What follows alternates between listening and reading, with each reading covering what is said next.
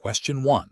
Examination of the data shows a recent peer-reviewed study published in a reputable orthotics and prosthetics journal demonstrating a statistically significant improvement in gait parameters for individuals with transtibial amputation utilizing a novel socket design. The study involved a randomized controlled trial with a robust sample size and appropriate statistical analysis. As a certified orthotist/prosthetist, CPO, what is the most appropriate next step in applying these research findings to your clinical practice? Option A.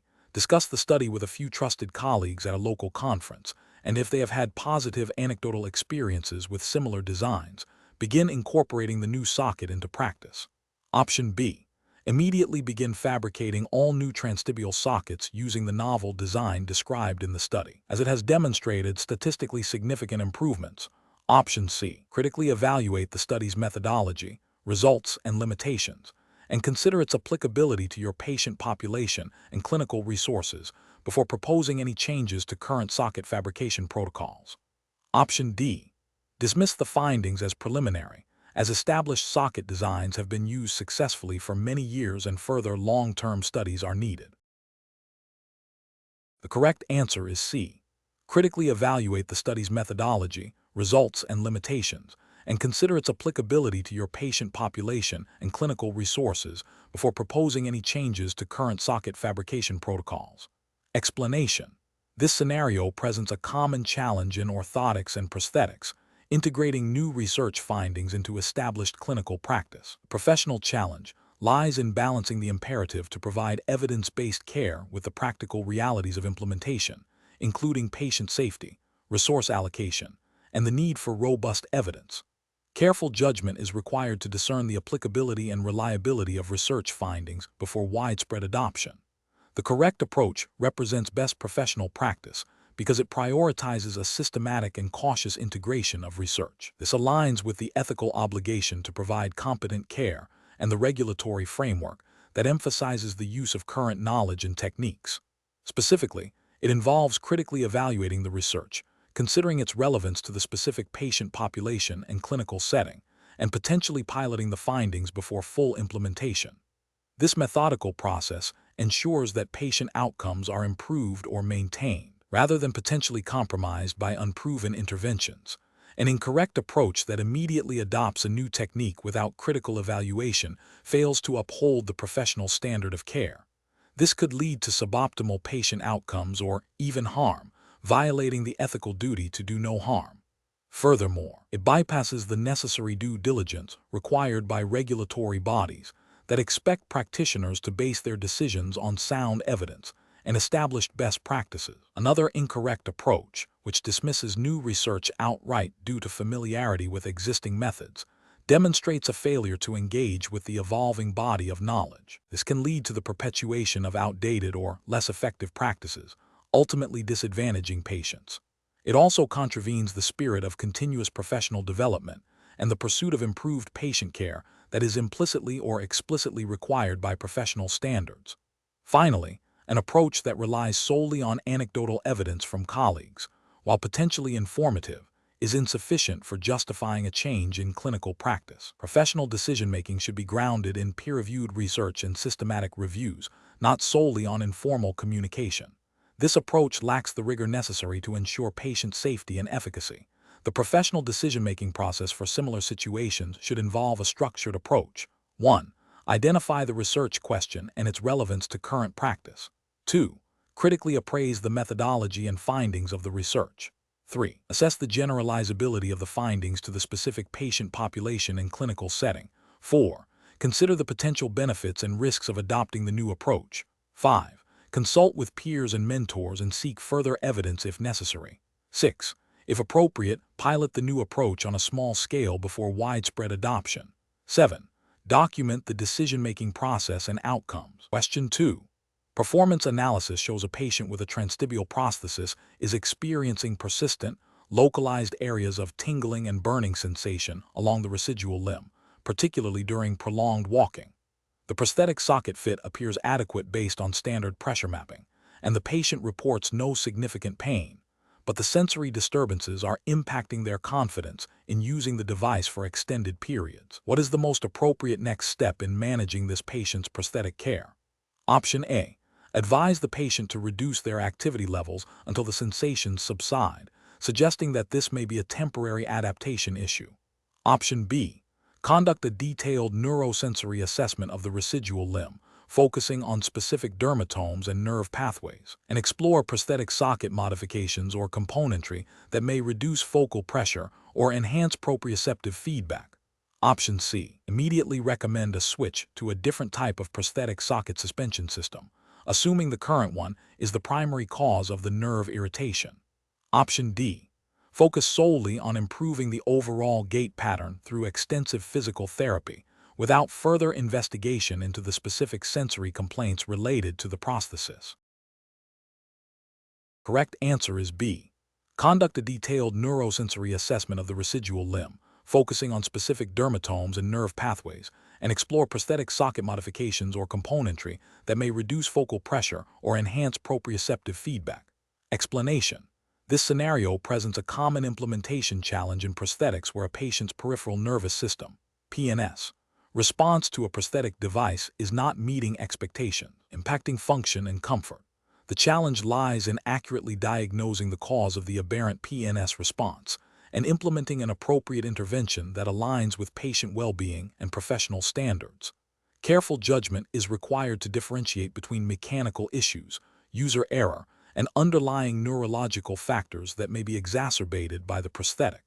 The correct approach involves a systematic, evidence-based evaluation of the patient's PNS response in relation to the prosthetic. This includes objective assessment of sensory feedback, motor control, and any reported paresthesias or dysesthesias.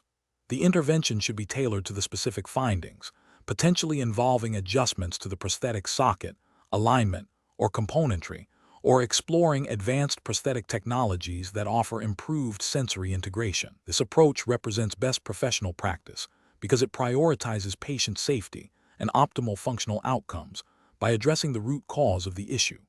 It aligns with the ethical obligation to provide competent and individualized care, as mandated by professional standards and guidelines for certified orthotists/prosthetists, which emphasize a thorough understanding of biomechanics and neurophysiology in prosthetic rehabilitation. An incorrect approach would be to dismiss the patient's reported symptoms as subjective, or to make broad adjustments to the prosthetic without a clear diagnostic rationale. For instance, simply increasing the prosthetic's rigidity without assessing the impact on nerve compression or proprioception could worsen the situation. This would be a regulatory and ethical failure because it demonstrates a lack of due diligence in patient assessment and could lead to iatrogenic harm. Another incorrect approach might be to recommend a completely different, more complex prosthetic system without first exhausting all conservative and evidence-based modifications to the current device. This could be considered a failure to provide cost-effective care and may not address the underlying neurological issue. Furthermore, failing to document the assessment process and the rationale for any interventions would be a breach of professional record-keeping standards. The professional decision-making process for similar situations should involve a structured approach. 1. Thoroughly review the patient's history and current prosthetic use. 2. Conduct a comprehensive physical and functional assessment, specifically evaluating the interaction between the prosthetic and the peripheral nervous system. 3. Correlate subjective patient reports with objective findings. 4. Formulate a differential diagnosis for the observed PNS response. 5. Develop a treatment plan that includes specific, measurable, achievable, relevant, and time-bound, SMART goals. 6. Implement interventions based on the diagnosis and goals, with ongoing monitoring and evaluation. 7. Document all findings, interventions, and outcomes meticulously. Question 3. The audit findings indicate a consistent pattern of overlooking the detailed anatomical and physiological implications of subtle limb length discrepancies in pediatric patients, leading to suboptimal gait analysis and device prescription. Which approach best addresses this audit finding and ensures adherence to professional standards for certified orthotists/prosthetists? Option A. Conduct a thorough biomechanical assessment that quantifies the functional impact of the limb length discrepancy on pelvic tilt, spinal alignment, and gait kinematics, and use this data to inform device selection and alignment. Option B. Focus on fabricating devices that provide a visually uniform appearance to the lower extremities, as this is often the primary concern for parents of pediatric patients. Option C. Prioritize the use of readily available, off-the-shelf components that can be quickly adapted, even if they do not perfectly accommodate the specific biomechanical challenges presented by the discrepancy. Option D. Rely on established protocols for managing limb length discrepancies without performing individualized functional assessments, assuming standard interventions are universally effective. The correct answer is A. Conduct a thorough biomechanical assessment that quantifies the functional impact of the limb length discrepancy on pelvic tilt, spinal alignment, and gait kinematics, and use this data to inform device selection and alignment. Explanation. Scenario analysis. This scenario presents a challenge in accurately assessing the functional impact of a patient's anatomical variation on their orthotic or prosthetic needs. The challenge lies in moving beyond a superficial observation of anatomical differences to a deep understanding of how these differences affect biomechanics, tissue integrity, and potential for device adaptation. A failure to do so can lead to suboptimal patient outcomes, device failure, and potential harm. Correct approach analysis. The correct approach emphasizes a comprehensive biomechanical assessment that directly correlates the observed anatomical variation with functional limitations and potential complications. This aligns with the CPO's ethical and professional responsibility to provide patient-centered care based on a thorough understanding of human anatomy and physiology as it pertains to orthotic and prosthetic intervention. This approach ensures that the prescribed device is not only aesthetically appropriate but functionally effective and safe, directly addressing the patient's specific needs and mitigating risks. Regulatory frameworks for CPOs mandate a high standard of patient assessment and care, requiring practitioners to apply their knowledge of anatomy and physiology to optimize functional outcomes. Incorrect approaches analysis. One incorrect approach focuses solely on the cosmetic appearance of the anatomical variation without a functional assessment. This violates the CPO's duty to provide effective and safe interventions, as cosmetic considerations do not equate to functional improvement or patient well-being. Ethically, this is a failure of due diligence and patient advocacy. Another incorrect approach relies on generalized assumptions about anatomical variations and their functional implications without individual patient assessment. This is a direct contravention of the principle of individualized patient care, which is a cornerstone of professional practice in orthotics and prosthetics. Regulatory guidelines require practitioners to base their decisions on specific patient data and clinical findings, not on broad generalizations that may not apply. A third incorrect approach prioritizes the ease of device fabrication over a thorough understanding of the anatomical and physiological implications for the patient. This prioritizes expediency over patient safety and efficacy, which is an ethical breach and a failure to meet professional standards. The CPO's primary responsibility is to the patient's health and functional outcome, not to the convenience of the fabrication process. Professional reasoning. Professionals should approach such situations by first identifying the specific anatomical variation. Then they must systematically analyze its potential impact on the musculoskeletal system, considering factors like joint mechanics, muscle function, weight-bearing capacity, and soft tissue integrity. This analysis should be directly linked to the patient's reported functional limitations and goals. The next step involves considering how different orthotic or prosthetic interventions might address these specific biomechanical challenges, always prioritizing patient safety, comfort, and functional improvement. This iterative process of assessment, analysis, and intervention planning, grounded in a deep understanding of anatomy and physiology, is crucial for optimal patient care and adherence to professional standards. Question 4. Analysis of a new CPO's approach to fitting a lower limb prosthesis for a patient with a history of diabetes and peripheral neuropathy, focusing on the integumentary system's response to the prosthetic socket. The patient reports no immediate discomfort during the initial fitting, but the CPO observes subtle redness and blanching in specific pressure-sensitive areas of the residual limb. Which of the following actions best demonstrates adherence to the CPO's professional responsibilities and regulatory framework concerning patient integumentary health? Option A. Advise the patient to wear the prosthesis for short periods initially and gradually increase wear time, assuming the redness will resolve with desensitization. Option B. Proceed with the final fitting and delivery of the prosthesis, instructing the patient to monitor for any changes and report them if they occur. Option C. Immediately halt the fitting process, thoroughly reassess the socket design and fit, and implement modifications to relieve pressure in the observed areas before proceeding. Option D. Document the observed redness and blanching, but proceed with the fitting as scheduled, relying on the patient's subjective feedback for future adjustments. The correct answer is B.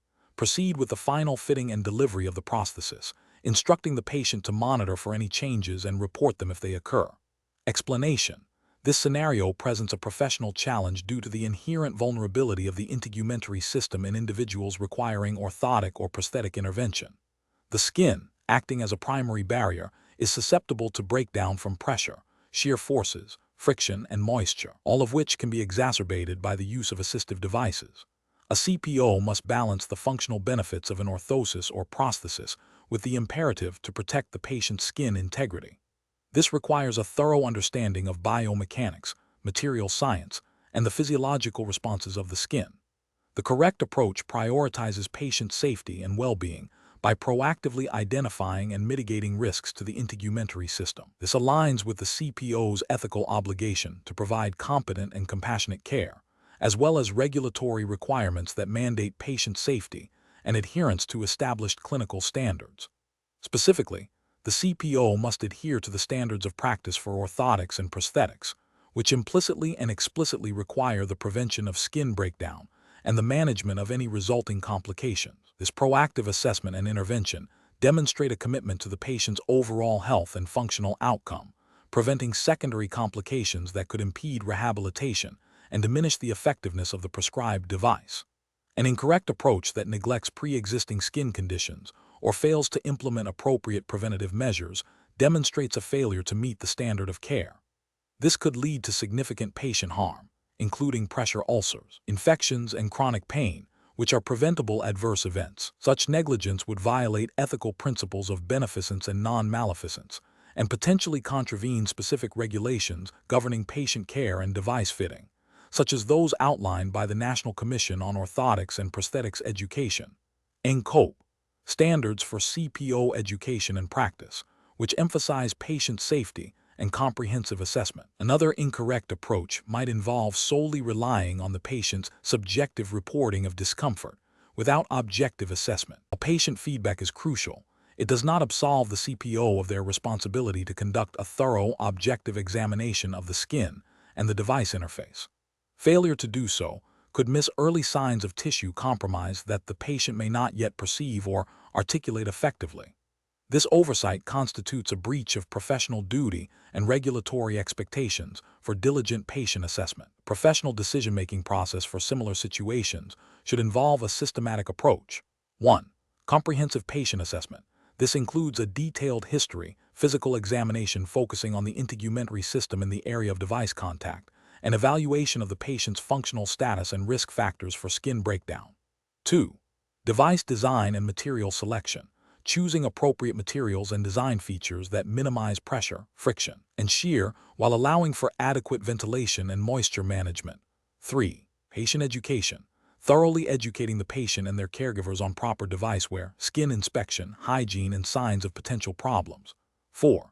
Regular follow-up and monitoring. Scheduling frequent appointments to assess the fit of the device, the condition of the skin, and to make necessary adjustments. 5.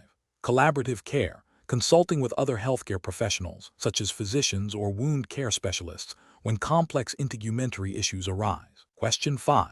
Compliance review shows a patient presenting with a diagnosis of moderate osteoarthritis of the knee. The physician's referral simply states knee brace. The orthotist is considering several types of knee orthoses. Which of the following approaches best aligns with regulatory requirements and best professional practice for selecting the most appropriate orthosis? Option A. Select a hinged knee brace with adjustable settings, as this offers versatility and can accommodate potential changes in the patient's condition over time.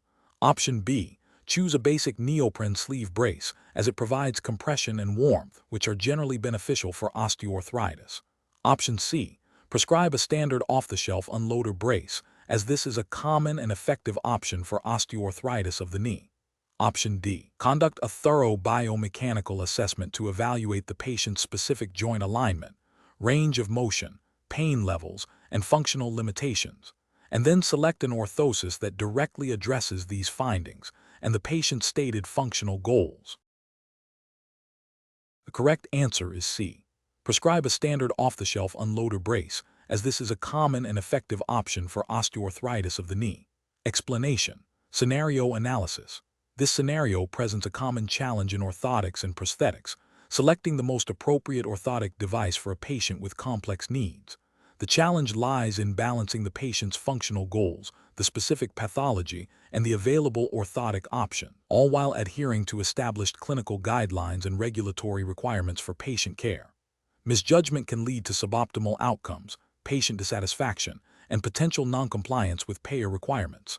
Correct approach analysis.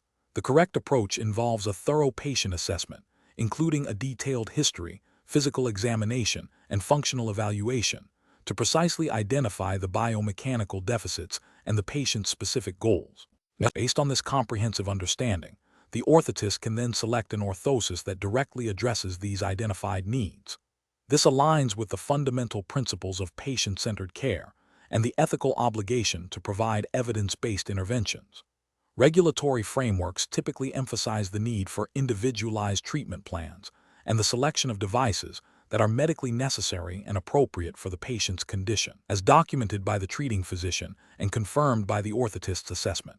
This approach ensures that the chosen orthosis is not only technically sound, but also clinically justified and aligned with the patient's overall care plan. Incorrect approach is analysis. Choosing an orthosis based solely on the physician's initial diagnosis without a detailed patient assessment is an ethical and regulatory failure. While the diagnosis is a starting point, it does not encompass the full spectrum of the patient's functional limitations, comorbidities, or personal goals, all of which are crucial for optimal orthotic selection. This approach risks prescribing a device that is not adequately tailored to the individual, potentially leading to poor adherence, discomfort, or ineffectiveness. Selecting an orthosis based on what is most commonly prescribed for a particular condition, without considering the individual patient's unique presentation, is also professionally unacceptable. This cookbook approach ignores the inherent variability in patient responses and needs, violating the principle of individualized care. Regulatory bodies expect practitioners to demonstrate a rationale for their device selection that is specific to the patient being treated. Opting for an orthosis that is readily available or familiar to the practitioner, irrespective of whether it is the most appropriate for the patient's specific biomechanical issues and functional goals, constitutes a failure to prioritize patient well-being over practitioner convenience. This can lead to suboptimal outcomes and may be viewed as a breach of professional duty and potentially a violation of payer guidelines that mandate the selection of the most appropriate and effective device. Professional reasoning. Professionals should adopt a systematic decision-making process that begins with a comprehensive patient evaluation. This includes understanding the patient's medical history, current symptoms, functional limitations, and personal goals. This information should then be correlated with the orthotist's clinical findings and biomechanical assessment. The next step involves identifying potential orthotic interventions that can address the identified deficits and help the patient achieve their goals.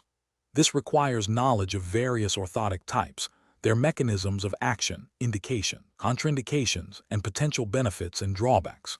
Finally, the orthotist must select the orthosis that offers the best combination of efficacy, comfort, durability, and patient acceptance, ensuring that the choice is well documented and justifiable based on the patient's specific needs and clinical evidence. This process ensures adherence to regulatory requirements for medical necessity and appropriateness of care. Question 6. Governance review demonstrates that a certified orthotist/prosthetist, CPO, is evaluating a patient with a complex gait deviation following a lower limb amputation. The CPO observes that the patient exhibits excessive pelvic drop on the contralateral side during the stance phase of the prosthetic limb. To address this, the CPO is considering several kinematic adjustments to the prosthetic system. Which of the following approaches best optimizes the kinematic outcome for this patient, considering long-term functional goals and joint health? Option A. Focus solely on adjusting the socket fit to ensure maximum comfort and stability, assuming that improved socket interface will naturally correct the observed gait deviation. Option B. Increase the length of the prosthetic limb by adding a shim to the pylon, aiming to passively lift the pelvis and eliminate the observed drop. Option C. Implement a series of adjustments to the prosthetic knee and ankle components to alter the moment arms and control the rate of limb progression, thereby influencing pelvic alignment and reducing contralateral pelvic drop through improved biomechanical leverage. Option D. Recommend a change in the patient's footwear on the contralateral limb to a higher heel, believing this will elevate the pelvis and compensate for the prosthetic limb's contribution to the deviation. The correct answer is C. Implement a series of adjustments to the prosthetic knee and ankle components to alter the moment arms and control the rate of limb progression, thereby influencing pelvic alignment and reducing contralateral pelvic drop through improved biomechanical leverage. Explanation: this scenario presents a professional challenge because it requires the certified orthotist/prosthetist, CPO, to balance the immediate need for patient mobility with the long-term implications of kinematic adjustments on joint health and functional outcomes. The CPO must consider not only the current gait pattern, but also how modifications will affect the patient's biomechanics over time, potentially influencing joint degeneration, muscle fatigue, and overall device longevity. Careful judgment is required to ensure that the chosen kinematic strategy is both effective in the short term and sustainable for the patient's health and activity level. The correct approach represents best professional practice because it prioritizes a comprehensive, evidence-based assessment of the patient's current kinematic profile and functional goals. This involves detailed observation, measurement, and analysis of the patient's gait, considering factors such as joint angles, stride length, cadence, and weight distribution.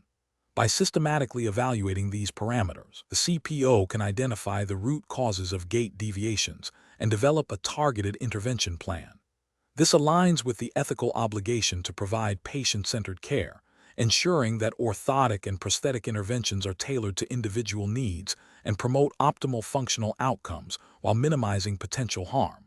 Furthermore, this approach supports the CPO's responsibility to stay abreast of current research and best practices in biomechanics and orthotics/prosthetics, as mandated by professional standards. An incorrect approach that focuses solely on achieving a visually normal gait without a thorough kinematic analysis is professionally unacceptable. This overlooks the underlying biomechanical issues and may lead to compensatory movements that place undue stress on other joints or muscle groups, potentially causing secondary problems and reducing the effectiveness of the orthosis or prosthesis. Such an approach fails to adhere to the principle of beneficence and non-maleficence, as it risks causing harm and does not optimize patient outcomes. Another incorrect approach that relies on anecdotal evidence or the preferences of other clinicians without independent assessment is also professionally deficient. This deviates from the requirement for objective, evidence-based practice. It can lead to the application of inappropriate kinematic strategies that are not suited to the individual patient's anatomy, physiology, or functional demands, thereby compromising patient safety and efficacy. The professional decision-making process for similar situations should involve a systematic multi-step approach. 1. Thorough patient assessment. This includes a detailed history, physical examination, and functional evaluation, with a specific focus on gait analysis and kinematic parameters. 2. Identification of biomechanical issues. Based on the assessment, pinpoint the specific kinematic deviations contributing to the patient's functional limitations. 3. Goal setting. Collaborate with the patient to establish realistic and measurable functional goals. 4. Intervention planning. Develop a treatment plan that addresses the identified biomechanical issues and aims to achieve the patient's goals, considering various kinematic adjustment strategies. 5. Implementation and monitoring. Fit and adjust the orthosis or prosthesis and closely monitor the patient's response, making iterative adjustments as needed. 6. Documentation. Maintain comprehensive records of the assessment, treatment plan, interventions, and patient progress. 7. Continuous learning. Stay updated on advancements in orthotics, prosthetics, and biomechanics to refine clinical practice. Question 7. Research into the management of a patient presenting with significant lower limb edema and a history of congestive heart failure, who requires a custom orthotic device for ambulation. What is the most appropriate initial step for a certified orthotist/prosthetist to take? Option A. Proceed with a standard off-the-shelf orthotic device that offers general support. Option B. Obtain a detailed cardiovascular assessment and clearance from the patient's cardiologist before proceeding with orthotic design and fabrication. Option C. Immediately fabricate a rigid orthotic device to provide maximum support and reduce perceived discomfort. Option D. Advise the patient that orthotic intervention is not advisable due to their cardiovascular condition. Correct answer is B. Obtain a detailed cardiovascular assessment and clearance from the patient's cardiologist before proceeding with orthotic design and fabrication. Explanation. Scenario analysis. This scenario is professionally challenging because it requires the certified orthotist/prosthetist, CPO, to balance immediate patient comfort and perceived need with long-term cardiovascular health and the potential for exacerbating an underlying condition. The patient's subjective experience of discomfort, while valid, must be weighed against objective clinical findings and established best practices for managing individuals with known cardiovascular compromise. The CPO must navigate the ethical imperative to alleviate suffering while upholding the professional duty to provide care that is safe and evidence-based, avoiding interventions that could lead to adverse health outcomes. This requires a nuanced understanding of the cardiovascular system's response to external pressure and support. Correct approach analysis. The correct approach represents best professional practice because it prioritizes a comprehensive, evidence-based assessment of the patient's cardiovascular status before proceeding with definitive orthotic intervention. This aligns with the CPO's ethical and regulatory obligations to provide safe and effective care. By consulting with the patient's cardiologist, the CPO ensures that any orthotic device is designed and fitted in a manner that does not impede venous return, compromise arterial flow, or place undue stress on the heart. This collaborative approach minimizes the risk of cardiovascular complications, such as edema, hypertension, or arrhythmias, which could arise from poorly fitted or inappropriate orthotic devices in a compromised cardiovascular system. This adheres to the principle of do no harm and ensures that the orthotic intervention is integrated into the patient's overall medical management plan, as expected under the regulatory framework governing CPOs. Incorrect approaches analysis. An incorrect approach would be to immediately fabricate and fit a rigid orthotic device based solely on the patient's reported discomfort and the visible deformity. This fails to adequately assess the underlying cardiovascular implications. Such an action could lead to increased peripheral resistance, reduced venous return, and potentially exacerbate existing cardiovascular conditions, violating the CPO's duty of care and potentially leading to patient harm. This approach demonstrates a lack of due diligence in considering the systemic effects of orthotic intervention, which is a critical failure in professional judgment and adherence to regulatory standards that mandate patient safety. Another incorrect approach would be to dismiss the patient's discomfort and refuse to provide any orthotic intervention without further investigation. A caution is warranted. Outright refusal without exploring potential solutions or seeking further medical input is not best practice. It fails to address the patient's immediate need for support and comfort, potentially leading to increased pain, functional decline, and patient dissatisfaction. Ethically, CPOs are expected to explore all reasonable avenues to improve patient function and quality of life, which includes seeking appropriate medical consultation when complex comorbidities are present. A third incorrect approach would be to proceed with a generic, off-the-shelf orthotic solution without considering the specific cardiovascular status or the need for customization. This approach neglects the individualized nature of orthotic care and the potential for standard devices to exert inappropriate pressure on a compromised cardiovascular system. It represents a failure to apply professional expertise and a disregard for the unique physiological needs of the patient, which could result in adverse cardiovascular events and a breach of professional responsibility. Professional reasoning. Professionals should utilize a decision-making framework that begins with a thorough patient assessment, including a detailed history, physical examination, and review of existing medical records. When cardiovascular compromise is identified or suspected, the framework mandates consultation with the patient's primary care physician or relevant specialists, e.g., cardiologist, to understand the full clinical picture and any contraindications or precautions. This is followed by a risk-benefit analysis of potential orthotic interventions, considering the impact on both the musculoskeletal and cardiovascular systems. The chosen intervention must be evidence-based, individualized, and subject to ongoing monitoring and adjustment. This systematic approach ensures that patient safety and optimal outcomes are prioritized, in accordance with professional standards and regulatory requirements. Question 8.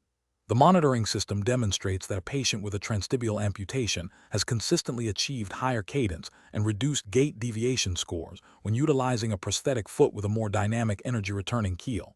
Yet the patient expresses a strong preference for a more traditional, solid ankle-cushioned heel (SACH) foot due to perceived comfort and familiarity. As the certified orthotist/prosthetist, CPO, what is the most appropriate course of action?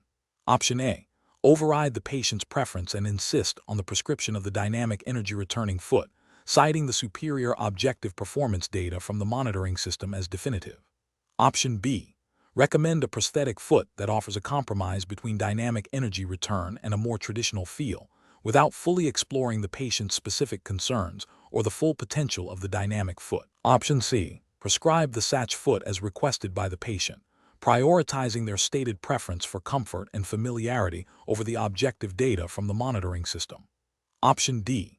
Engage in a detailed discussion with the patient to understand the root of their comfort preference. Explain the objective benefits of the dynamic foot in terms of gait efficiency and potential long-term joint health, and collaboratively explore modifications to the dynamic foot or a trial period to address their concerns while leveraging its functional advantages. The correct answer is D. Engage in a detailed discussion with the patient to understand the root of their comfort preference. Explain the objective benefits of the dynamic foot in terms of gait efficiency and potential long-term joint health, and collaboratively explore modifications to the dynamic foot or a trial period to address their concerns while leveraging its functional advantages. Explanation. This scenario presents a professional challenge due to the conflict between a patient's stated preference and the orthotist's clinical judgment regarding the optimal prosthetic solution. The certified orthotist/prosthetist, CPO, is bound by professional ethics and regulatory guidelines to prioritize patient well-being and informed consent, while also ensuring the safety and efficacy of the prescribed device. The monitoring system's data, while objective, must be interpreted within the context of the patient's individual needs, functional goals, and potential psychosocial factors. Careful judgment is required to balance these competing considerations. The correct approach represents best professional practice because it upholds the principles of patient-centered care and shared decision-making.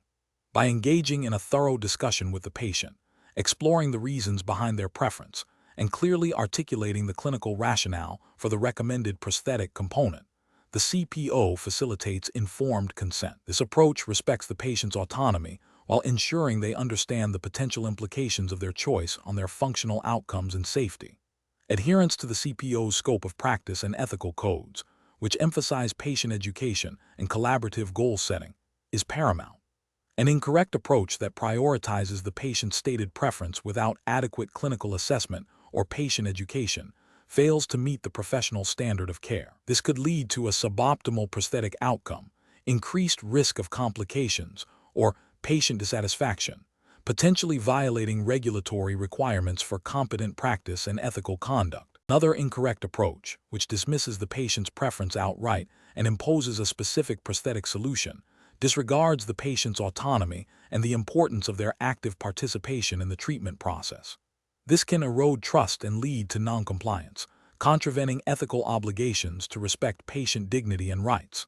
A third incorrect approach, which relies solely on the monitoring system data without considering the patient's subjective experience or functional goals, demonstrates a lack of holistic patient assessment and can result in a prosthetic device that is technically functional but not functionally appropriate for the individual. This neglects the comprehensive nature of prosthetic care. Professionals should employ a decision-making framework that begins with a comprehensive assessment of the patient's physical, functional, and psychosocial needs. This includes understanding their goals and preferences. Next, the professional should gather and interpret all relevant data, including objective measurements from monitoring systems.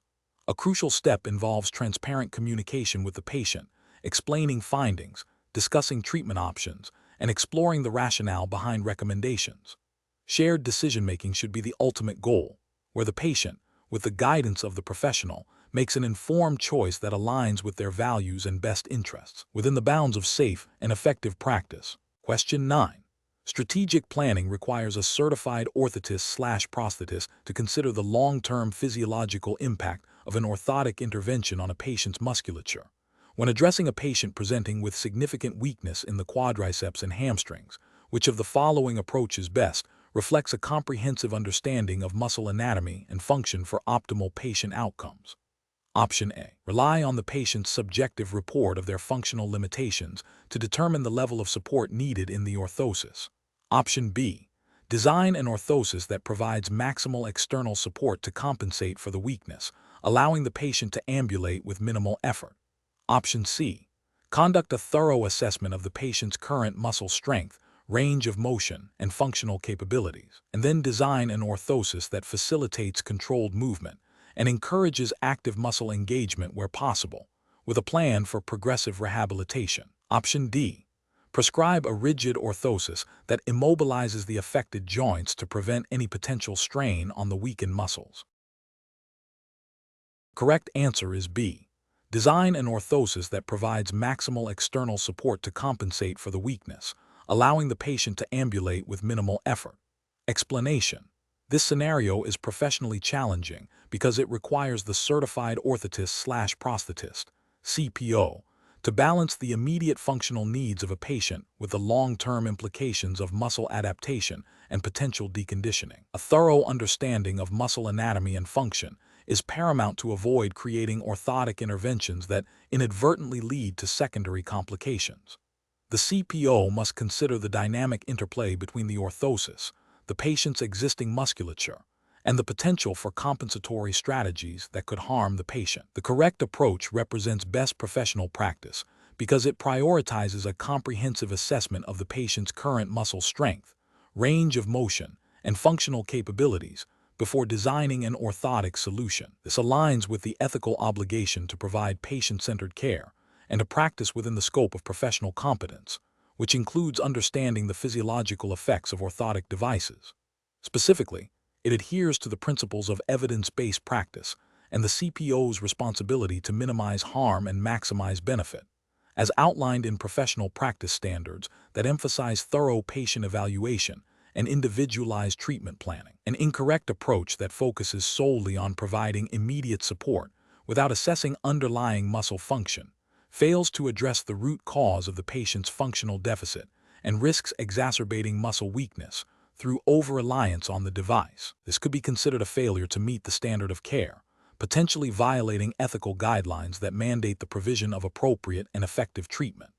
Another incorrect approach that involves prescribing an orthosis that significantly restricts movement without a clear therapeutic rationale, such as preventing contractures or managing spasticity, could lead to disuse atrophy and further functional decline, representing a breach of the duty of care. A third incorrect approach that relies on assumptions about muscle function without objective assessment ignores the variability in patient presentation and can lead to an ill-fitting or inappropriate device, compromising patient safety and efficacy.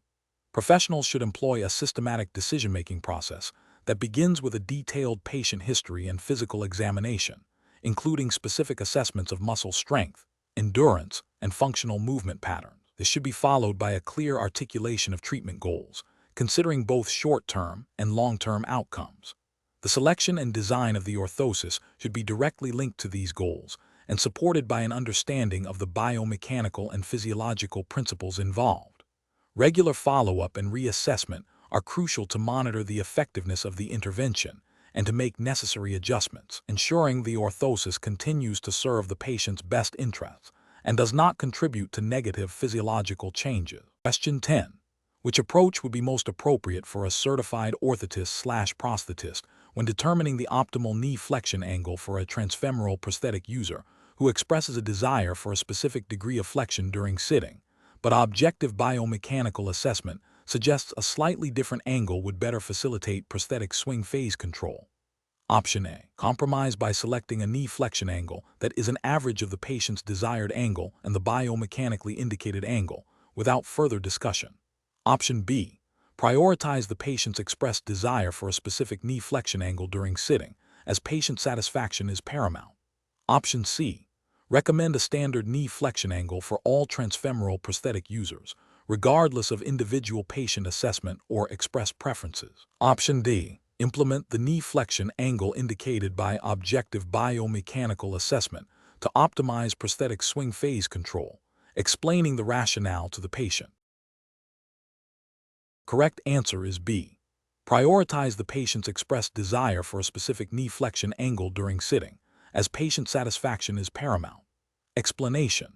This scenario is professionally challenging because it requires the orthotist/prosthetist to balance the patient's subjective experience of comfort and function with objective biomechanical principles and established clinical guidelines for joint angles and range of motion. The patient's desire for a specific range of motion, potentially influenced by personal goals or misconceptions, must be carefully evaluated against what is biomechanically sound, safe, and conducive to long-term prosthetic or orthotic success.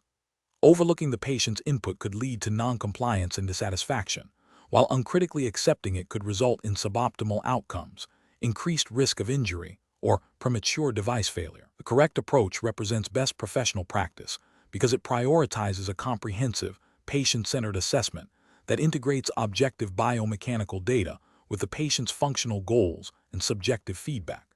This approach aligns with the ethical principles of beneficence and non-maleficence, ensuring that the orthotic or prosthetic intervention is both effective and safe. Adhering to established clinical guidelines for joint angles and range of motion, as informed by the patient's specific condition and functional needs, demonstrates a commitment to evidence-based practice. This methodology ensures that the prescribed joint angles are not arbitrary, but are chosen to optimize gait, reduce compensatory movements, minimize stress on residual limbs or joints, and promote the longevity of the device and the patient's overall well-being. This is consistent with the professional standards expected of a certified orthotist/prosthetist, which emphasize thorough evaluation and individualized treatment planning. An incorrect approach that solely relies on the patient's stated preference without objective assessment fails to uphold the professional responsibility to provide evidence-based care. This could lead to prescribing joint angles that are biomechanically unsound, potentially causing increased energy expenditure, gait deviations, or pain, thereby violating the principle of non-maleficence. Another incorrect approach that ignores the patient's functional goals and focuses exclusively on achieving a theoretical ideal range of motion, without considering the patient's lifestyle and aspirations, risks creating a device that is technically correct but functionally useless or undesirable for the patient, leading to poor adherence and dissatisfaction. This disregards the principle of patient autonomy and shared decision-making. A third incorrect approach that relies on outdated or unverified clinical assumptions about joint angles, without considering current research or the specific nuances of the patient's presentation, represents a failure to maintain professional competence and engage in continuous learning, which is a cornerstone of ethical practice. Professionals should approach such situations by first conducting a thorough biomechanical assessment, including evaluating the patient's residual limb or affected joint, muscle strength, and functional capabilities. This objective data should then be discussed with the patient, explaining the rationale behind recommended joint angles and ranges of motion, and how these relate to their stated functional goals. The patient's feedback and preferences should be actively sought and considered, and a collaborative decision-making process should be employed to arrive at a mutually agreeable and clinically sound plan. This iterative process of assessment, discussion, and refinement ensures that the orthotic or prosthetic intervention is tailored to the individual, maximizing both functional outcomes and patient satisfaction. Question 11. The review process indicates that a certified orthotist/prosthetist, CPO, is managing a patient with a progressive neuromuscular condition. The CPO has conducted an initial comprehensive biomechanical assessment and prescribed an orthotic device. Which of the following represents the most appropriate ongoing management strategy for this patient, adhering to regulatory frameworks for CPO practice? Option A. Rely solely on the patient's self-reporting of symptoms to determine when adjustments to the orthotic device are necessary, without independent clinical evaluation. Option B. Assume the initial orthotic prescription remains optimal as long as the patient reports no significant discomfort, without further proactive reassessment of functional status or device effectiveness. Option C. Focus exclusively on the biomechanical alignment of the orthotic device as initially prescribed, without considering the dynamic changes in the patient's neuromuscular condition or their evolving functional needs. Option D. Schedule regular follow-up appointments to reassess the patient's functional status, monitor the orthotic device's fit and efficacy, and adjust the intervention as the neuromuscular condition progresses and patient goals evolve. Correct answer is D. Schedule regular follow-up appointments to reassess the patient's functional status, monitor the orthotic device's fit and efficacy, and adjust the intervention as the neuromuscular condition progresses and patient goals evolve. Explanation: this scenario presents a professional challenge due to the inherent complexity of managing neuromuscular conditions and the critical need for adherence to established clinical practice guidelines and regulatory standards for certified orthotists/prosthetists, CPO. The CPO must balance patient-specific needs with the evidence-based protocols that ensure safe and effective orthotic and prosthetic intervention. The challenge lies in accurately assessing the progressive nature of the neuromuscular condition and its impact on biomechanics, while also ensuring that the chosen intervention is not only appropriate for the current state, but also adaptable to future changes, all within the scope of practice and regulatory requirements. The correct approach represents best professional practice because it prioritizes a comprehensive, evidence-based, and patient-centered methodology. This involves a thorough evaluation of the patient's current functional status, the progression of their neuromuscular condition, and their specific goals. The selection of an orthotic intervention based on this detailed assessment, coupled with ongoing monitoring and adjustment, aligns with the CPO's ethical obligations to provide competent care and adhere to professional standards.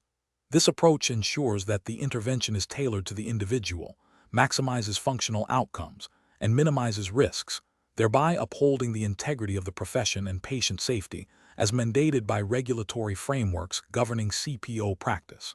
An incorrect approach that relies solely on a single, static assessment without considering the progressive nature of the neuromuscular condition fails to meet the standard of care. This could lead to an orthosis that is no longer effective or even detrimental as the condition evolves, potentially violating regulatory requirements for ongoing patient assessment and management.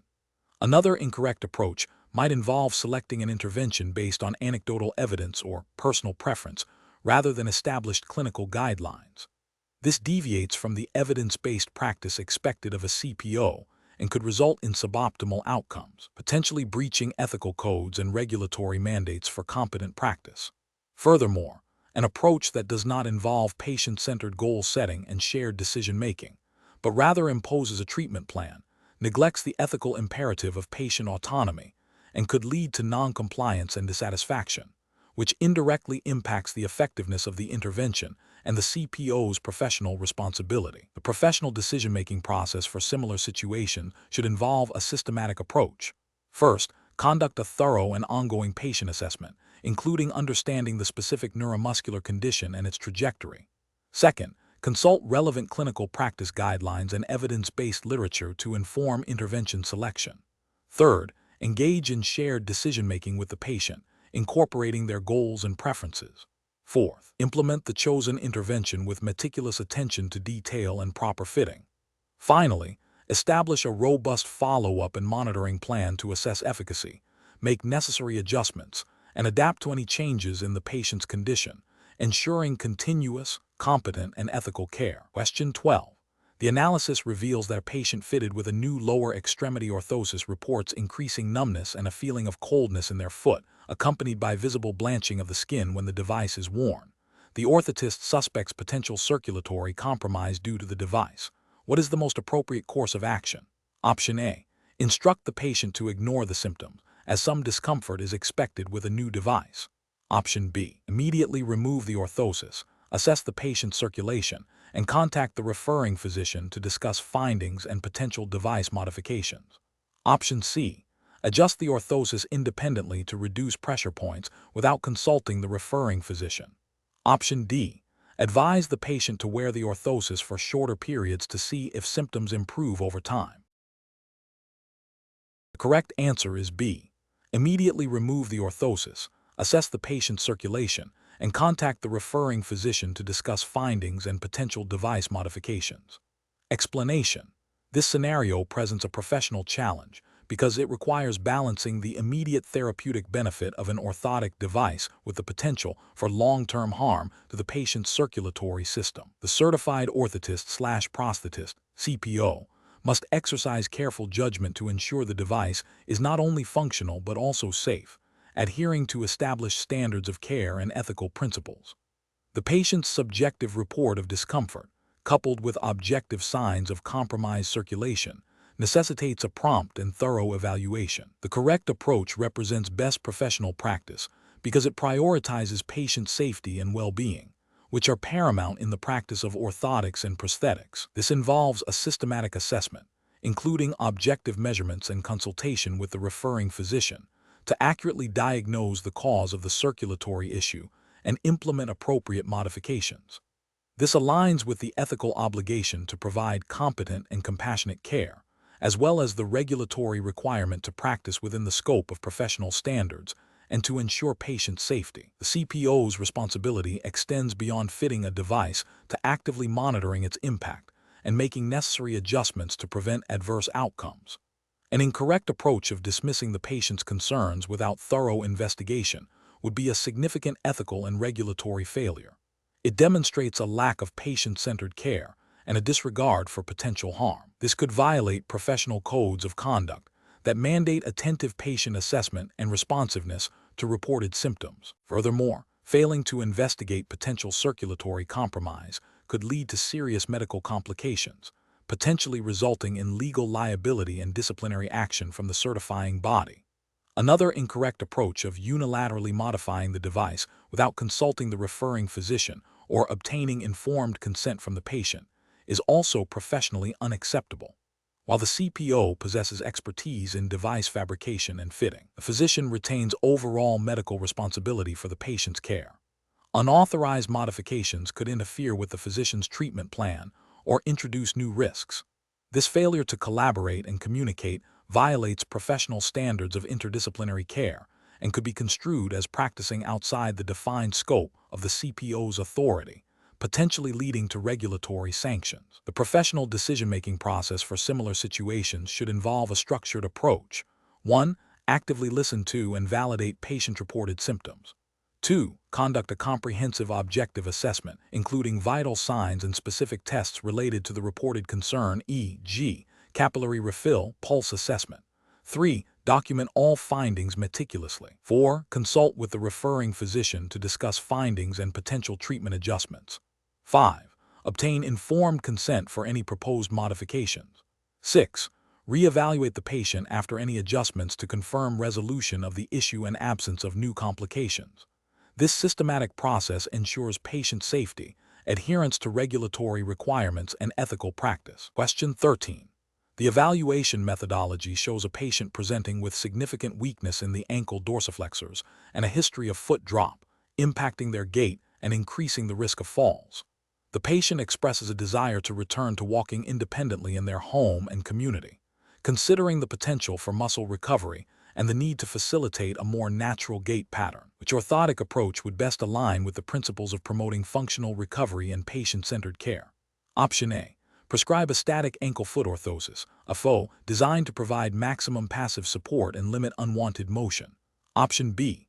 Recommend a dynamic ankle-foot orthosis, a FO, that incorporates features to assist with dorsiflexion during the swing phase of gait and allow for controlled plantar flexion. Option C. Suggest a simple shoe insert to provide arch support and cushioning without addressing the primary issue of foot drop. Option D. Advise the patient to rely solely on assistive devices like a walker or cane without any orthotic intervention. Correct answer is A. Prescribe a static ankle-foot orthosis, a FO, designed to provide maximum passive support and limit unwanted motion. Explanation. This scenario presents a professional challenge because the orthotist must balance the immediate needs of the patient with the long-term implications of orthotic intervention, all while adhering to professional standards and ethical obligations. The decision between a static and dynamic orthosis is not merely technical. It involves understanding the patient's functional goals, potential for progression, and the biomechanical principles guiding the choice. The orthotist's duty of care requires them to select the most appropriate device that will optimize function and minimize potential harm, considering the patient's specific condition and prognosis. The correct approach represents best professional practice because it prioritizes a comprehensive assessment and patient-centered care. This involves a thorough evaluation of the patient's current functional status, range of motion, muscle strength, and pain levels. It also necessitates understanding the patient's goals and expectations. Based on this holistic assessment, the orthotist can then judiciously select an orthosis that best addresses the identified biomechanical issues and supports the patient's functional aspirations. This aligns with the ethical principles of beneficence, acting in the patient's best interest, and non-maleficence, avoiding harm. Furthermore, it upholds the professional standard of providing evidence-based care, ensuring the chosen intervention is supported by clinical reasoning and, where applicable, research. An incorrect approach would be to default to a static orthosis solely for ease of fabrication or perceived simplicity, without adequately considering the potential benefits of a dynamic orthosis for promoting active movement, improving muscle engagement, or facilitating functional recovery. This could lead to suboptimal outcomes, such as muscle atrophy, joint stiffness, or a failure to achieve the patient's functional goals. Such a choice would represent a failure to meet the standard of care by not exploring all appropriate treatment options. Another incorrect approach would be to prescribe a dynamic orthosis without a clear indication or sufficient patient preparation, potentially leading to discomfort, skin breakdown, or exacerbation of the patient's condition due to excessive or uncontrolled forces. This would violate the principle of non-maleficence and demonstrate a lack of clinical judgment in matching the device to the patient's capabilities and needs. A third incorrect approach would be to make the decision based on cost or insurance limitations, without fully exploring all clinically appropriate options and transparently communicating these limitations and alternatives to the patient. This could compromise the patient's access to optimal care and undermine the trust inherent in the patient-provider relationship. The professional decision-making process for similar situations should involve a systematic approach. 1. Comprehensive patient assessment. Gather all relevant clinical information, including history, physical examination, and functional evaluation. 2. Goal setting. Collaboratively establish clear, measurable, achievable, relevant, and time-bound SMART functional goals with the patient. 3. Biomechanical analysis. Identify the underlying biomechanical impairments that are contributing to the patient's functional limitations. 4. Orthotic intervention consideration. Evaluate the potential benefits and drawbacks of various orthotic options, including static and dynamic designs, in relation to the assessment findings and goals. 5. Patient education and shared decision-making. Clearly explain the rationale for recommended intervention. Discuss alternative options and involve the patient in the decision-making process. 6. Fabrication and fitting. Ensure precise fabrication and meticulous fitting of the chosen orthosis. 7. Ongoing evaluation and adjustment. Regularly reassess the patient's response to the orthosis and make necessary modifications to optimize outcomes. Question 14. System analysis indicates that a patient presenting for a new prosthetic fitting has a history of mild eczema and reports occasional itching at the residual limb site. The certified orthotist/prosthetist, CPO, is tasked with selecting materials and designing the socket. Which of the following approaches best demonstrates an understanding of skin structure and function in the context of prosthetic care and adheres to professional standards? Option A. Thoroughly assess the patient's skin condition, noting any areas of inflammation or dryness, and select a breathable, hypoallergenic liner material that minimizes friction and moisture retention, while also educating the patient on specific skin care practices for their condition. Option B. Recommend a topical steroid cream for the patient to apply before prosthetic wear to manage the eczema, without a detailed assessment of the residual limb skin integrity. Option C. Proceed with the fitting using standard socket materials, assuming the eczema is a minor issue that will not significantly impact prosthetic wear, and provide general advice on keeping the limb clean. Option D. Prioritize the most durable and cost-effective socket material available, as this will ensure the longest lifespan of the device, and address any skin issues only if they become severe. The correct answer is A. Thoroughly assess the patient's skin condition, noting any areas of inflammation or dryness, and select a breathable, hypoallergenic liner material that minimizes friction and moisture retention, while also educating the patient on specific skin care practices for their condition. Explanation. This scenario is professionally challenging because it requires the certified orthotist/prosthetist, CPO, to balance the immediate functional needs of a patient with the long-term health and integrity of their skin, a critical interface for prosthetic and orthotic devices. The CPO must possess a thorough understanding of skin structure and function to anticipate potential complications and implement appropriate preventative measures. The regulatory framework for CPOs emphasizes patient safety and the provision of care that promotes well-being and minimizes harm. The correct approach represents best professional practice because it prioritizes a comprehensive assessment of the patient's skin condition, considering factors that could predispose them to breakdown or irritation. This aligns with the CPO's ethical obligation to provide individualized care and adhere to standards of practice that ensure patient safety and optimal outcomes. Specifically, understanding the role of the epidermis and dermis in providing a protective barrier. Regulating temperature and sensing stimuli is crucial for selecting appropriate materials, designing devices that distribute pressure effectively, and educating patients on skin care.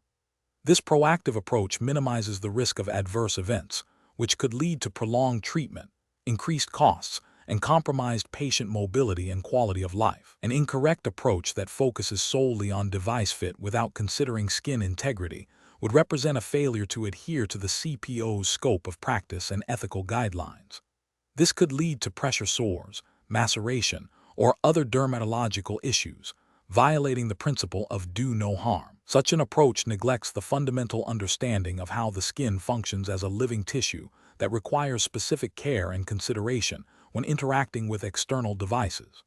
Another incorrect approach that relies on generic patient education without a specific assessment of the patient's skin condition would be insufficient. While patient education is vital, it must be tailored to the individual's unique skin characteristics and the specific demands placed upon it by the orthotic or prosthetic device. A one-size-fits-all approach fails to address potential underlying vulnerabilities or specific risks. A third incorrect approach that involves using materials known to be irritating to skin, even if they offer superior mechanical properties, would be a direct contravention of patient safety principles. The CPO must weigh material properties against their biocompatibility and potential impact on skin health, demonstrating a commitment to the patient's overall well-being.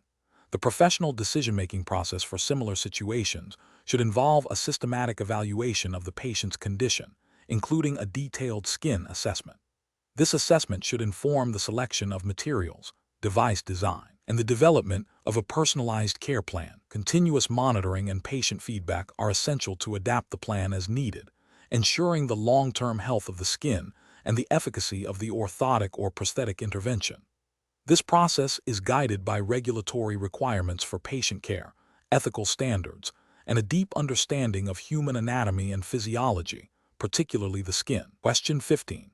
During the evaluation of a patient presenting with a mild, intermittent limp, which of the following approaches best demonstrates adherence to the principles of differentiating normal gait variations from pathological deviations requiring orthotic intervention?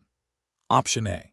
Conducting a detailed biomechanical analysis of the patient's gait across various speeds and surfaces, correlating observed deviations with patient-reported symptoms and functional limitations, and comparing findings to established gait norms to determine if intervention is warranted. Option B. Prescribing a standard off-the-shelf ankle-foot orthosis to address the observed limp, assuming that any deviation from a perfectly symmetrical gait requires correction to prevent future complications. Option C. Relying solely on the patient's statement that the limp is not a big deal and observing no obvious gross deformities, concluding that no orthotic intervention is necessary without further objective assessment. Option D. Recommending a complex custom orthosis based on a single observation of a slight foot drop during the initial few steps of the examination, without a comprehensive assessment of the gait cycle or the patient's functional needs. The correct answer is A.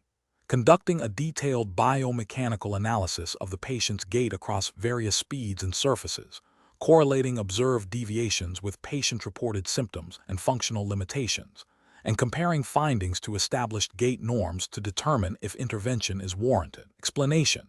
This scenario presents a professional challenge because the orthotist/prosthetist must differentiate between a patient's habitual movement patterns, which may be influenced by a variety of factors including comfort, learned behaviors, or mild, unaddressed musculoskeletal issues, and true pathological gait deviations that require orthotic intervention. Misinterpreting normal variations as pathological can lead to unnecessary and potentially detrimental orthotic prescriptions, while failing to identify a pathological gait can result in delayed treatment, worsening of the underlying condition, and reduced patient function. The Certified Orthotist/Prosthetist (CPO) certification implies adherence to established professional standards and ethical guidelines, which prioritize patient well-being and evidence-based practice. The correct approach involves a comprehensive assessment that integrates objective biomechanical analysis with subjective patient reporting, and a thorough understanding of typical gait variations versus deviations indicative of pathology. This includes observing the patient in multiple contexts, e.g., walking on different surfaces at different speeds and potentially performing specific functional tasks, and comparing findings against established norms for gait. The CPO must also consider the patient's medical history, reported symptoms, and functional goals. This holistic approach aligns with the ethical imperative to provide appropriate and necessary care, avoiding overtreatment or undertreatment, and ensuring that any orthotic intervention is justified by a clear pathological finding that can be addressed by the device. Regulatory frameworks for CPOs emphasize patient-centered care and the application of sound clinical judgment based on established knowledge and best practices. An incorrect approach would be to solely rely on visual observation without considering the patient's subjective experience or comparing findings to established gait parameters. For instance, assuming any deviation from a perfectly symmetrical gait is pathological without further investigation could lead to an unnecessary prescription. This fails to meet the professional standard of care, which requires a thorough diagnostic process. Another incorrect approach would be to dismiss subtle deviations as normal without a systematic evaluation, potentially overlooking early signs of a developing pathological condition that could be managed more effectively with timely intervention. This could violate ethical obligations to advocate for the patient's health and well-being. Furthermore, prescribing an orthosis based on a single observation or without considering the functional impact of the observed gait deviation would be unprofessional and potentially harmful, as it may not address the root cause or could impede normal function. Such actions could be seen as a failure to adhere to the principles of evidence-based practice and patient safety, which are foundational to CPO regulation. The professional decision-making process for similar situations should involve a structured approach. 1. Gather comprehensive patient history and subjective complaints. 2. Conduct a thorough physical examination, including range of motion, muscle strength, and palpation. 3. Perform objective gait analysis, observing the patient in various conditions and comparing findings to normative data. 4. Differentiate between normal variations, compensatory strategies, and true pathological deviations. 5. Consider the functional impact of the observed gait on the patient's daily activities and goals. 6. Formulate a diagnosis and treatment plan, including the justification for any proposed orthotic intervention. 7. Continuously reassess the patient's response to treatment and adjust the plan as needed. Question 16. Benchmark analysis indicates that a patient presents with a residual limb that exhibits significant variability in volume and tissue consistency throughout the day. The prosthetist is tasked with designing and fitting a definitive prosthesis. Which of the following approaches best aligns with prosthetic principles and regulatory expectations for a certified orthotist/prosthetist, CPO? Option A. Expedite the fabrication and fitting process to provide the patient with a prosthesis as quickly as possible, focusing on achieving basic limb support rather than detailed biomechanical alignment. Option B. Prioritize the use of a socket design that allows for immediate and comfortable limb contact, assuming that minor adjustments can be made post-fitting to accommodate volume fluctuations. Option C. Utilize a standard, off-the-shelf socket that has proven effective for a majority of patients with similar amputation levels, without extensive individual assessment of the residual limb's unique characteristics. Option D. Conduct a comprehensive biomechanical assessment of the residual limb and the patient's gait, considering the impact of volume variability on socket fit and pressure distribution, and select a socket design that offers adjustability and accommodates these changes. The correct answer is B. Prioritize the use of a socket design that allows for immediate and comfortable limb contact, assuming that minor adjustments can be made post-fitting to accommodate volume fluctuations. Explanation: this scenario presents a professional challenge due to the inherent variability in patient anatomy and the dynamic nature of prosthetic function. A prosthetist must balance the immediate functional needs of the patient with long-term considerations such as tissue health, comfort, and the potential for future adjustments or revisions. The decision-making process requires a thorough understanding of prosthetic principles, including biomechanics, material science, and patient-specific factors, all within the established regulatory framework for certified orthotists/prosthetists, CPO. The correct approach represents best professional practice because it prioritizes a comprehensive, patient-centered evaluation before finalizing prosthetic design and fitting. This aligns with the CPO regulatory framework's emphasis on evidence-based practice, patient safety, and the ethical obligation to provide care that is tailored to individual needs. By conducting a thorough biomechanical assessment and considering the patient's lifestyle and functional goals, the prosthetist ensures the prosthetic device will be safe, effective, and promote optimal outcomes. This proactive approach minimizes the risk of complications and the need for premature revisions, thereby upholding professional standards and patient well-being. An incorrect approach that focuses solely on achieving immediate limb contact without a detailed biomechanical assessment fails to adhere to fundamental prosthetic principles. This oversight can lead to improper weight distribution, increased pressure points, and potential tissue damage, directly contravening the CPO's duty to ensure patient safety and prevent harm. Another incorrect approach that prioritizes speed of delivery over thoroughness neglects the critical step of verifying socket fit and alignment under dynamic conditions. This can result in a poorly fitting prosthesis that compromises gait, causes discomfort, and may lead to secondary musculoskeletal issues, violating the ethical imperative to provide competent and appropriate care. A third incorrect approach that relies on generic fitting protocols without individualizing the prosthetic design ignores the unique anatomical and functional characteristics of each patient. This can result in a suboptimal fit, reduced prosthetic efficacy, and potential patient dissatisfaction, demonstrating a failure to meet the professional standard of individualized patient care. Professionals should employ a systematic decision-making framework that begins with a comprehensive patient assessment, including history, physical examination, and functional evaluation. This is followed by the application of relevant prosthetic principles and biomechanical analysis to inform prosthetic selection and design. The process then moves to fabrication and fitting, with iterative adjustments based on patient feedback and objective assessment of function and comfort. Finally, ongoing follow-up and evaluation are crucial to ensure continued optimal performance and address any evolving patient needs or prosthetic issues. This structured approach, grounded in professional knowledge and ethical considerations, ensures that prosthetic care is both effective and safe. Question 17. Market research demonstrates that while advanced gait analysis technologies provide detailed biomechanical data, the selection of an appropriate orthotic or prosthetic device for a patient experiencing post-stroke hemiparesis and gait deviations requires a nuanced approach. Considering a patient who exhibits moderate foot drop, reduced knee flexion during the swing phase, and a tendency towards circumduction, which of the following approaches best aligns with current best practices in orthotics and prosthetics? Option A.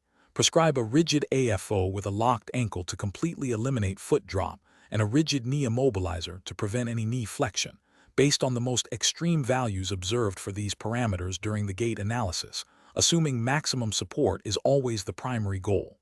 Option B. Select an ankle-foot orthosis, a FO, that provides optimal dorsiflexion assistance during the swing phase, based on quantitative measurements of foot drop severity from the gait analysis, and a knee brace that limits excessive knee flexion during stance, prioritizing the most significant biomechanical deviations identified. Option C. Focus solely on the circumduction pattern identified in the gait analysis, recommending a hip abduction brace to correct this specific deviation, without significant consideration for the foot drop or knee flexion issues, as circumduction is identified as the most visually apparent deviation. Option D.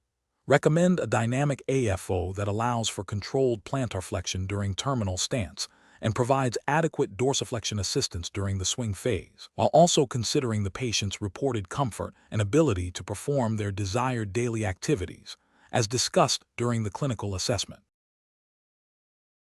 Correct answer is B. Select an ankle-foot orthosis, a FO, that provides optimal dorsiflexion assistance during the swing phase, based on quantitative measurements of foot drop severity from the gait analysis, and a knee brace that limits excessive knee flexion during stance, prioritizing the most significant biomechanical deviations identified. Explanation: this scenario presents a professional challenge due to the inherent variability in patient gait and the need to select the most appropriate assistive device based on objective, yet interpretable, data. The certified orthotist/prosthetist, CPO, must balance the quantitative findings of gait analysis with the qualitative aspects of patient function and comfort, all within the regulatory framework governing prosthetic and orthotic care. Careful judgment is required to ensure the chosen device not only addresses biomechanical deficits, but also enhances the patient's overall quality of life and functional independence, adhering to standards of care and patient-centered practice. The correct approach represents best professional practice because it prioritizes a comprehensive, multifaceted assessment that integrates objective gait analysis data with subjective patient feedback and functional goals. This aligns with the ethical imperative to provide individualized care and the regulatory expectation that prosthetic and orthotic interventions are evidence-based and tailored to the patient's specific needs. By considering the patient's functional goals and comfort alongside the biomechanical data, the CPO ensures the selected device is not only technically appropriate, but also practically beneficial and sustainable for the patient's daily life. This holistic approach minimizes the risk of prescribing an ineffective or burdensome device, thereby upholding professional standards and patient well-being. An incorrect approach that relies solely on a single, isolated gait parameter, such as peak knee flexion during stance, fails to acknowledge the complexity of gait and the multifactorial nature of assistive device selection. This approach is ethically problematic, as it may lead to a device that addresses one aspect of gait while exacerbating others or failing to meet the patient's primary functional needs. It also risks regulatory scrutiny for not adhering to a comprehensive assessment protocol.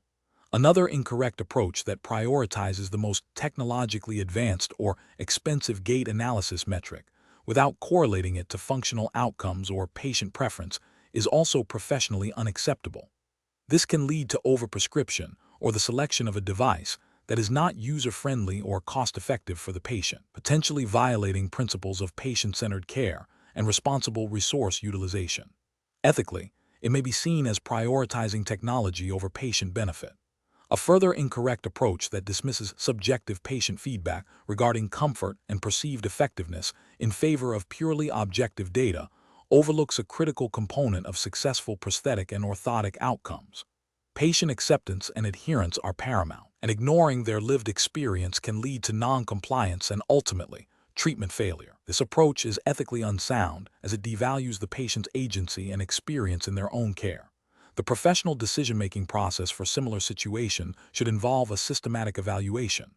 First, conduct a thorough patient history and physical examination. Second, perform objective gait analysis, collecting relevant biomechanical data. Third, engage in a detailed discussion with the patient about their functional goals, lifestyle, and any concerns or preferences. Fourth, synthesize all gathered information, including gait data, patient input, and clinical judgment, to determine the most appropriate intervention. Finally, document the rationale for the chosen device and establish a plan for follow-up and potential adjustments, ensuring ongoing patient engagement and satisfaction. This iterative process ensures that the intervention is both clinically sound and personally relevant. Question 18. Regulatory review indicates that a patient undergoing gait analysis exhibits significant knee hyperextension during the stance phase, as documented by the motion analysis report. The patient reports increased anterior knee pain and instability. The orthotist/prosthetist has reviewed the kinematic data showing the degree of hyperextension and the kinetic data indicating increased posterior ground reaction forces at the knee. Which of the following represents the most appropriate next step in managing this patient's care? Option A. Advise the patient to consciously try to avoid hyperextending their knee during walking, relying solely on their proprioceptive awareness to correct the gait deviation. Option B. Focus solely on the patient's reported pain and prescribe a more cushioned footwear option, as pain is the primary indicator for intervention. Option C. Adjust the orthosis to increase the anterior-posterior, a /P translation of the ankle joint, assuming this will indirectly reduce the forces at the knee without directly addressing the hyperextension. Option D. Recommend a posterior knee joint stop or a dynamic extension control mechanism within the orthosis to limit terminal stance knee hyperextension, correlating this intervention with the observed kinetic and kinematic findings and the patient's reported pain. The correct answer is D. Recommend a posterior knee joint stop or a dynamic extension control mechanism within the orthosis to limit terminal stance knee hyperextension, correlating this intervention with the observed kinetic and kinematic findings and the patient's reported pain. Explanation. Scenario analysis. This scenario presents a common challenge in orthotics and prosthetics, interpreting complex gait data to inform device prescription and adjustment. The professional challenge lies in synthesizing objective motion analysis findings with the patient's subjective experience and functional goals, all while adhering to established clinical standards and regulatory requirements for patient care and documentation. The need for precise interpretation is amplified by the potential for misinterpretation to lead to suboptimal device performance, patient dissatisfaction, or even adverse outcomes. Correct approach analysis. The correct approach involves a comprehensive review of the motion analysis report, correlating specific kinematic and kinetic findings with the patient's reported symptoms and functional limitations. This includes identifying deviations from normative gait patterns that directly impact the patient's mobility, stability, or comfort. The orthotist/prosthetist must then translate these objective findings into actionable clinical decisions regarding device design, component selection, or alignment adjustments.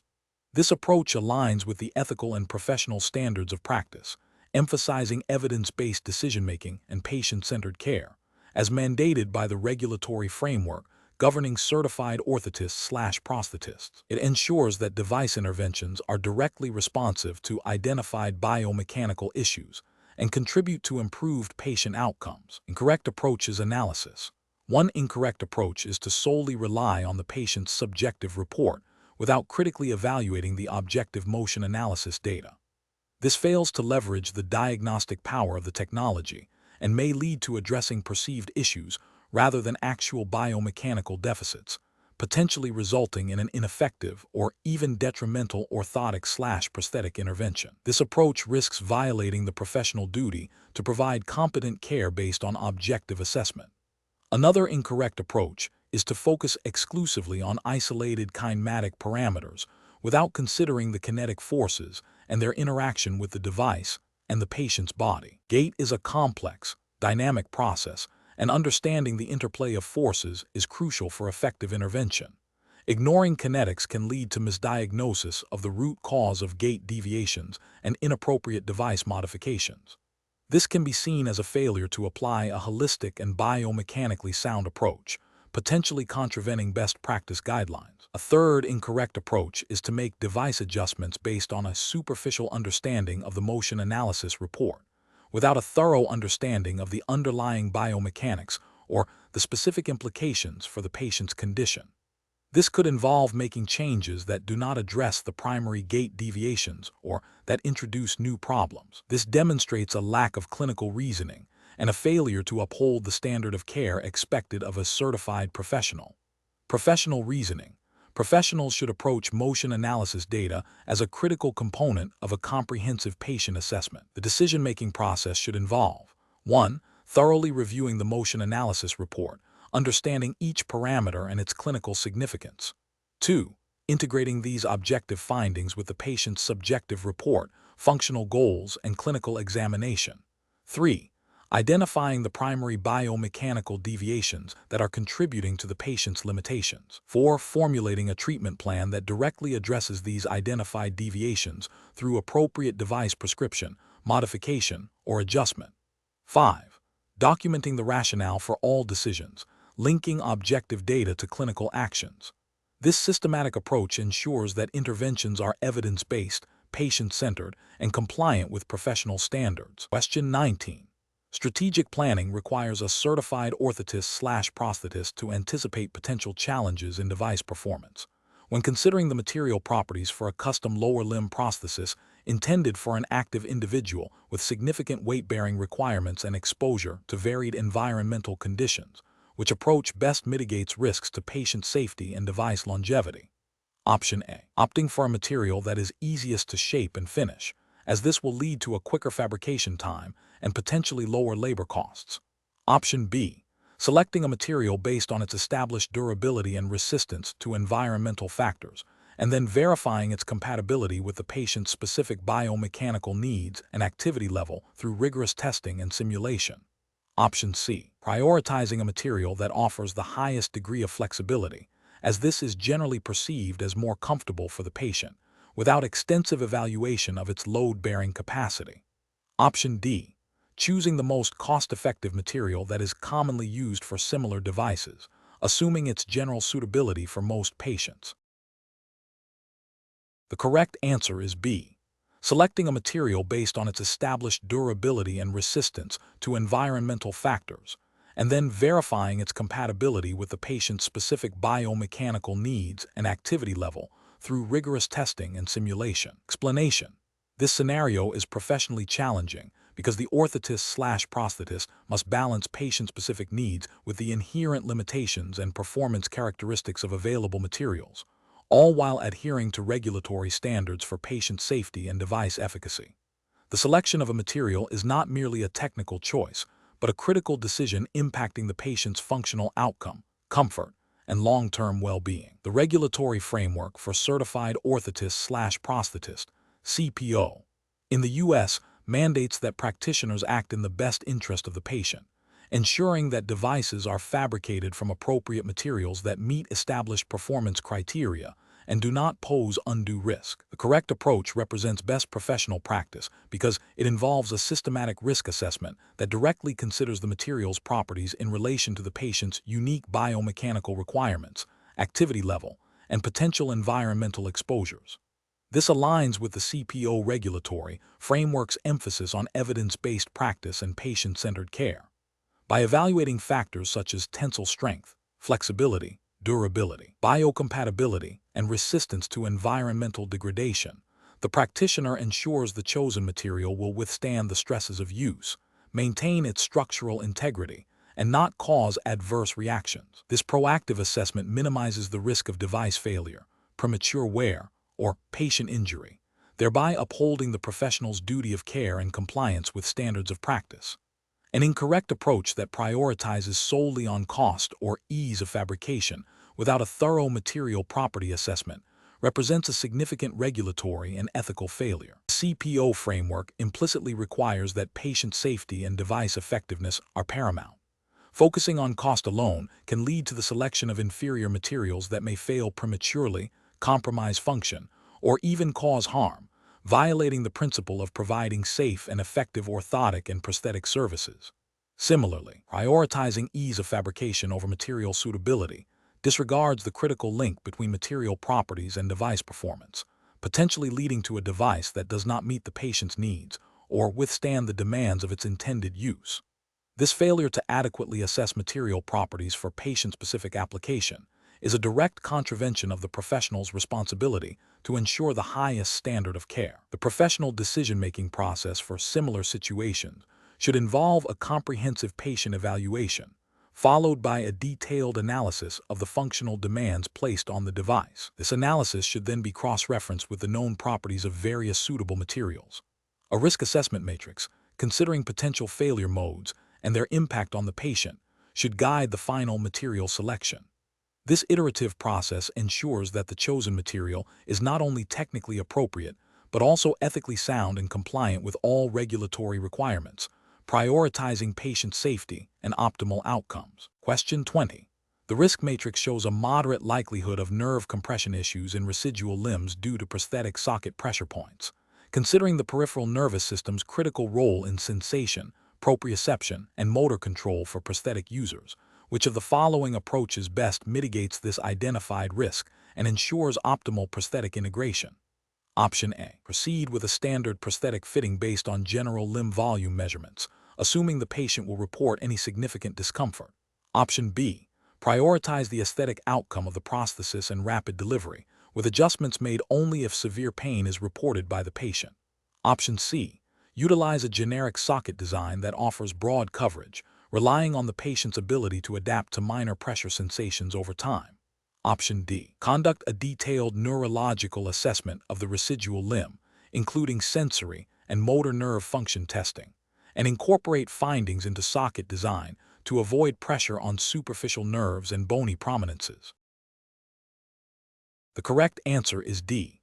Conduct a detailed neurological assessment of the residual limb, including sensory and motor nerve function testing, and incorporate findings into socket design to avoid pressure on superficial nerves and bony prominences. Explanation.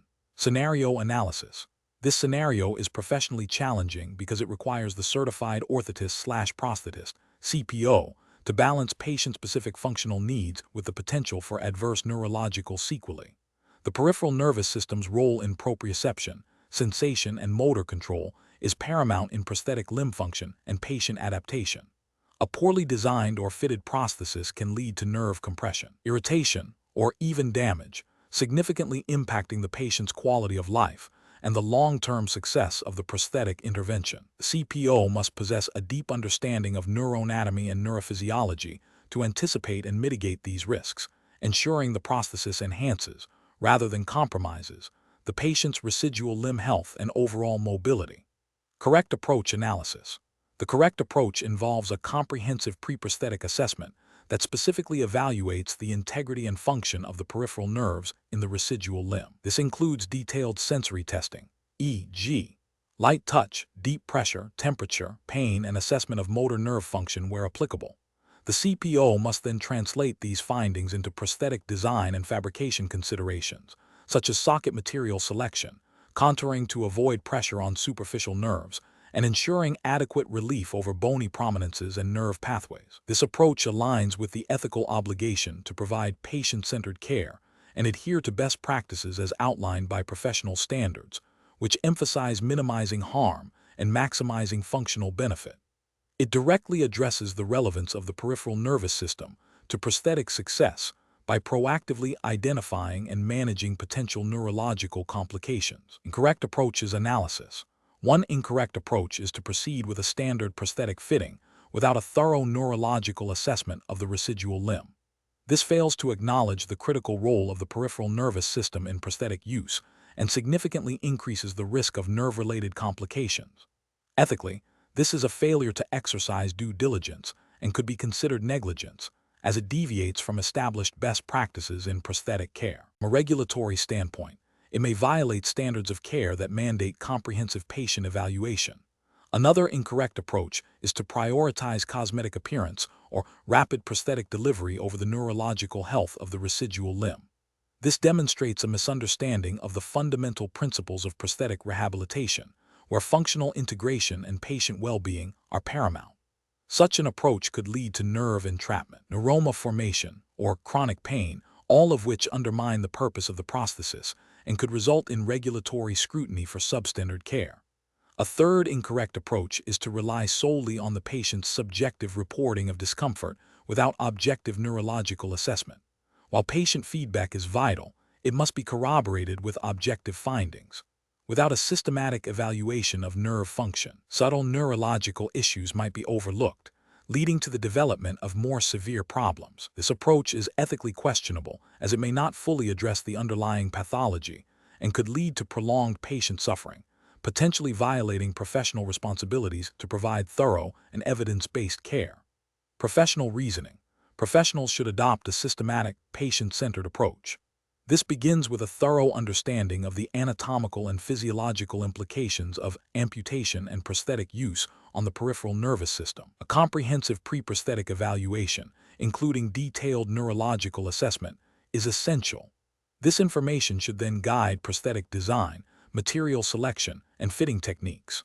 Regular follow-up and ongoing assessment of the residual limb's neurological status are crucial throughout the prosthetic life cycle. When faced with potential risks, professionals must prioritize patient safety and well-being, adhering to established clinical guidelines and ethical principles to ensure the most beneficial and least harmful outcome.